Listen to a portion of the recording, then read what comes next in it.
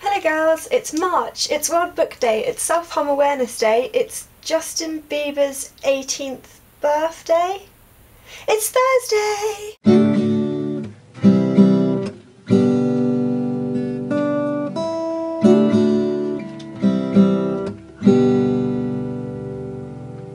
So a lot of things are happening today that I think are quite important. It's March, which is the month of my birth, so is quite vital to my life story.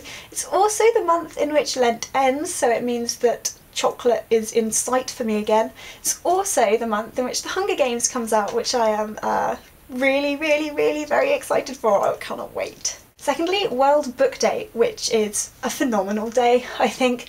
Not so much vital now, of course, but when I was in primary school we used to get given the £1 vouchers for books so that you could go and you could use it to buy one of the special books that they released for World Book Day, of which I think J.K. Rowling bought out the Magical Beasts and Where to Find Them and Quidditch Through the Ages, so that was obviously terribly exciting.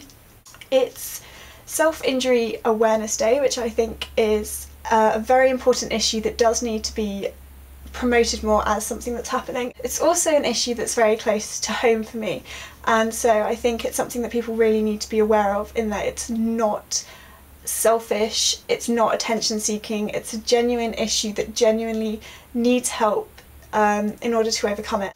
It's, yeah, Justin Bieber's birthday just doesn't really do it for me, I'm afraid.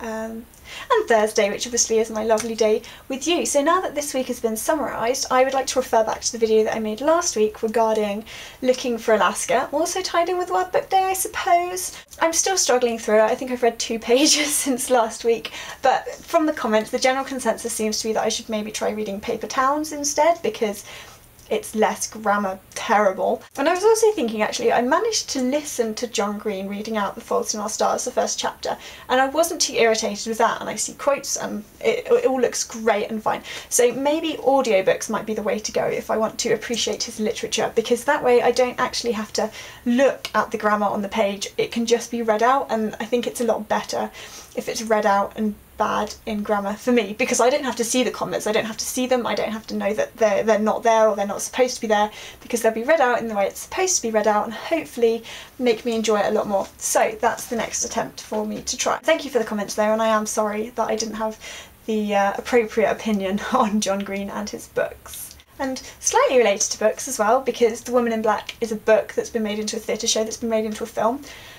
I went to see that last week and oh my god. I'm not normally great with scary films as it is anyway, because I just have overactive imagination, so I come away from the film and somehow it seems like it's more likely to happen to me because I've seen it.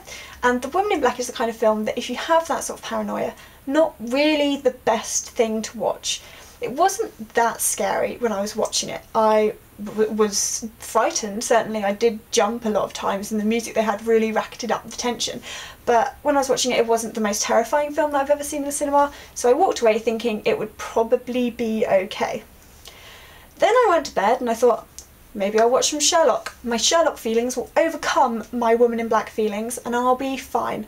I was fine, turned off my light. As soon as I turned off my light, there was a scratching at my wall and continued scratching at my wall and above my ceiling and sort of around near my window, and it was petrifying. I got really scared, and despite the fact that I knew it probably was foxes or mice or rats or something, because they had decided the day I watched The Woman in Black to start scratching, I had to go into my flatmate's room at 5 o'clock in the morning and have a impromptu sleepover with her, because it was petrifying. And when it's dark you can imagine yourself seeing shadows of the Woman in Black, or you're going to look and she'll be there, and oh god, it was just really scary. Thankfully I've gotten over that bit now. The rats are still, mice, whatever they are still scratching at my head, but now it's just more irritating than absolutely petrifying. Oh my goodness, I'm going to die.